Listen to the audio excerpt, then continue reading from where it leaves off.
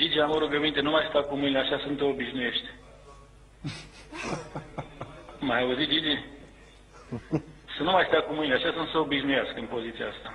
Dar nu știu ce înseamnă asta. Nu știi? Lasă, nu e nimic, dar te rog tare mult. Deci ce înseamnă? Nu știi? Bine, am crezut că știi. Înseamnă că mor sau ce? Nu, ești un om credincios, Gigi. Așa e bine dacă stau?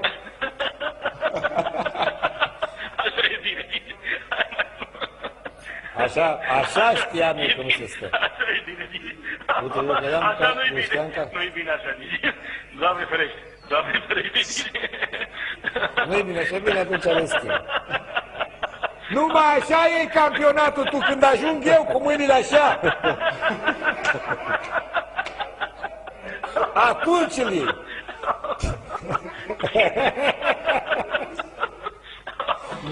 Bună asta, domnul.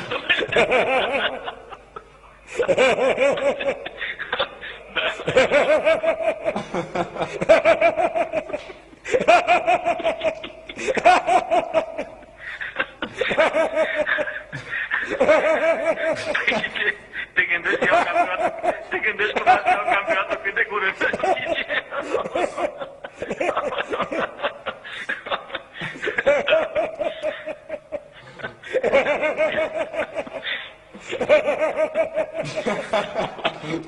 Domnul Porumboi, Vă rog. haideți că până la urmă tot ați aruncat una. La sfârșit, așa să...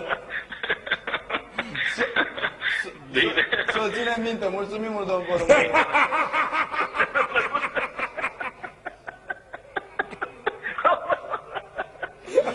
Domnule Cali, râdeți, dar parcă vă pomeniți cu domnul Porumboi în ultima etapă când vă sare.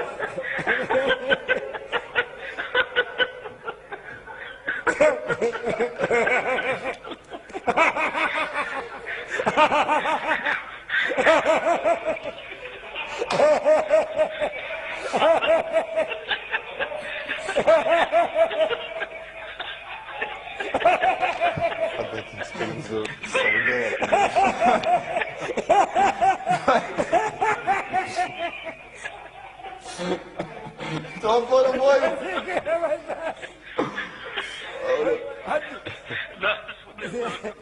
Domnul Porumboi, râdeți, dar în ultima etapă...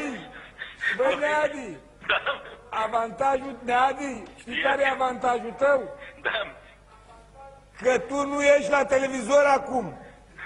Că altfel eu o să apar, dar și o să apar și tu jumate nebun, eu 100% nebun și tu 50% nebun, doi nebuni care râd la televizor. Păi nu, că au râs și moderatorii. Pune și pâine la socoteală. A râs toată lumea, domnul.